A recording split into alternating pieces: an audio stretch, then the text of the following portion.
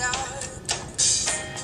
The scars of your love remind me of us. They keep me thinking that we almost had it all. The scars of your love, they leave me breathless. I can't help feeling we could have had it back.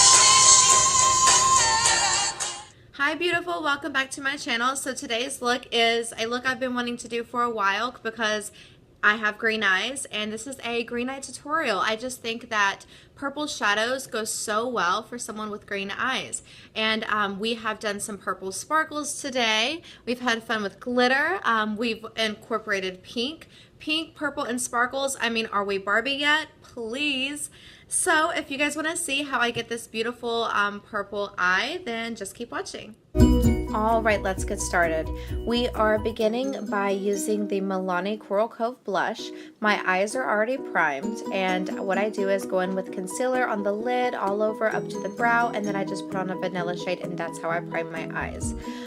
We are going in with Milani's Coral Cove, and this is going to be our transition shade. I love to use blushes as a transition shade. I mean, it's a powder and it's beautiful, why not? So I'm going in with my Sigma E40 fluffy brush, and I'm just putting that onto the crease, the lid, and a little bit above that crease onto kind of like the brow bone. And yeah, you can be as generous with this as you would like. I like to go pretty heavy with that. And now I'm going on to the crease, and we are actually using a MAC shade, and this is the shade Blackberry.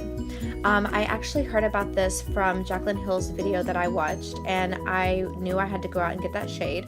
It's great for a crease. I would say that I wasn't impressed with the pigment. I mean, I don't know if it's all MAC shades in general, but I really had to pack it on. I mean, the good thing to say about this shadow is that it's very layerable. I mean, it starts off really light and you can get it as dark as you want. But as you can see, I'm really digging into that with my brush. So, I mean, you can be as generous with this product as much as you would like, because it just gets darker and darker, but it just takes so much time. So if you're in a rush, I wouldn't recommend it. So now we're going in with that fluffy brush, and we're just kind of blending that out. I'm taking a flat top brush, and I used my eye drops, and now we are going in with the Infallible, L'Oreal Infallible 24-hour eyeshadow, and it's in the shade 758 Purple Priority. I am absolutely in love with this pigment. I mean, come on, look at that. And it helps that we went ahead and we did wet the brush with some eye drops. The eye drops and wetting the brush, it just makes your shadows look a little bit more metallic. You can use water, you can use MAC Fix Plus, you can use whatever primer, spray primer, whatever that you have. But personally, I go in with eye drops. Now we're going in with the another Infallible 24-hour eyeshadow by L'Oreal, and it's in the shade 556 Smoldering Plum.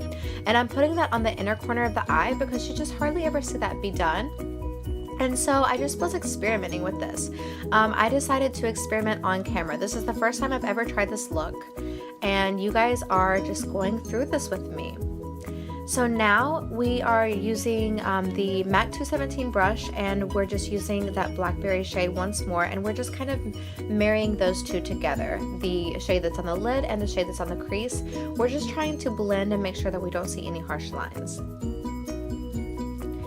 And now I'm just kind of cleaning that up that you're seeing right there in the inner corner, because I hated looking at that, so I just use a little bit of concealer and clean it up. We are going in with a little bit of eye drops. I just dampened the lid just a tiny bit, and we are just packing on some of that purple glitter there.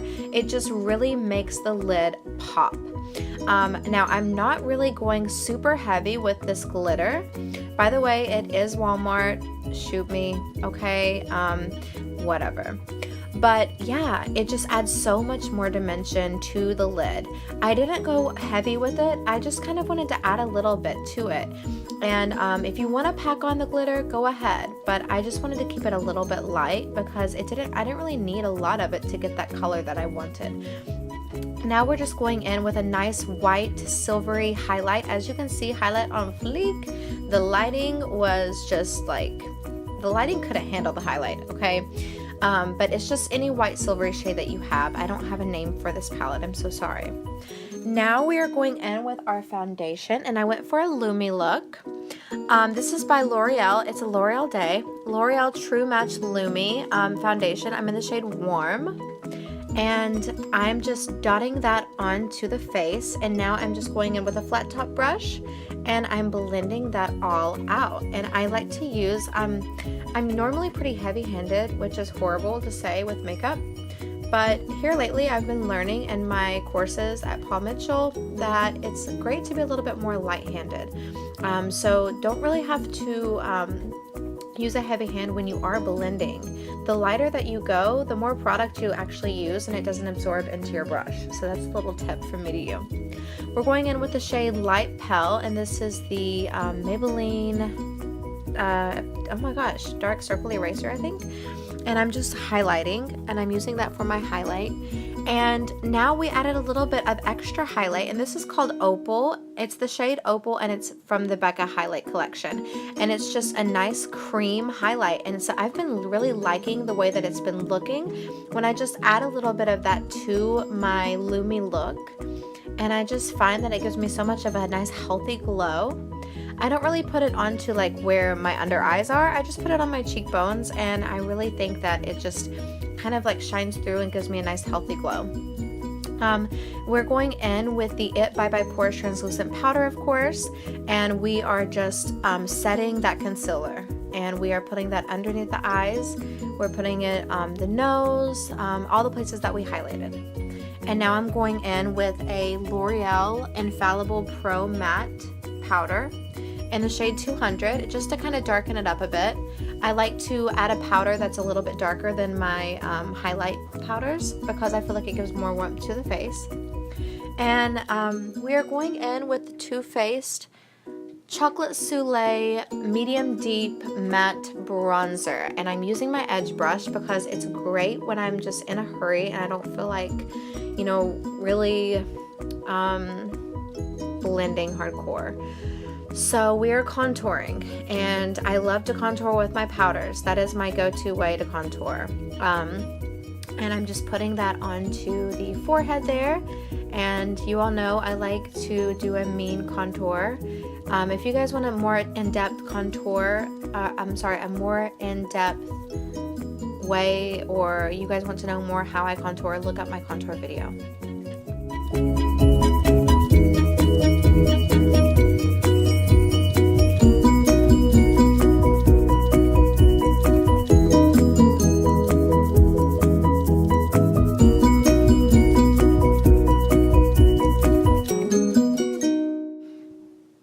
After the contour, we're grabbing that Coral Cove once more, and we are just using a nice thin brush, a wispy brush, and I'm just putting that onto the cheeks, and I kind of swipe it up towards the cheekbone. And here lately I've been doing some Champagne Pop, of course. It's my go-to highlight, and I've been putting it onto the forehead, and that really helps me get that beautiful glow. And so I'm just adding that highlight onto the places that I want to see more. And I'm showing you guys different lighting here. I think it's very important to take a look at yourself in different lighting, especially during your makeup process and for a big look. We are now going in with the Marc Jacobs Blackest Black Kohl Liner, and we're just putting that onto the waterline. And we are going back in with the MAC eyeshadow shade Blackberry. And I'm using a flat top brush for this, but here lately I've really been liking the way that it's blending out. It's so much of an easier application to use a flat top brush for this. So I would recommend it. And I actually decided that I wanted a little bit more pigment and a little bit more darkness. And I ended up grabbing the Infallible L'Oreal shade once more. And I used Smoldering Plum. So that's the one that we first went in with. And I'm just putting that onto the lower lash line. And I'm just really trying to get that as close to that liner as possible. We're using a pencil brush. And I'm in the shade Coral Cove, but I actually decided that I wanted to go in and make it a little bit more purplish pink. So I grabbed like this is an Ulta blush. It doesn't have a name, I'm so sorry, but it's like a hot pink blush. and I'm just really generously putting that onto the lower lash line. I mean, it's messy, but you can do that. It's totally fine. You know, as long as you have a purpose. And then I'm grabbing that MAC 217 and I'm just putting a little bit of that hot pink onto the top for our transition shade, because I realized the Coral Cove wasn't doing it for me. I wanted something that was going to be a little bit more vibrant. So that's why I went in with that, and I feel like it just gives a little bit more, it ties the look more in together. And I'm adding that mascara onto the lashes. I went ahead and did top and bottom off camera. We're using the Maybelline 365 lipstick. And I'm so sorry, it's actually CoverGirl. And I love this lipstick. I get tons of compliments. If you have blonde hair and green eyes, this lipstick is a go-to. You have to buy it. It's in the shade 365. You won't regret it. It's a Barbie doll pink. I love it.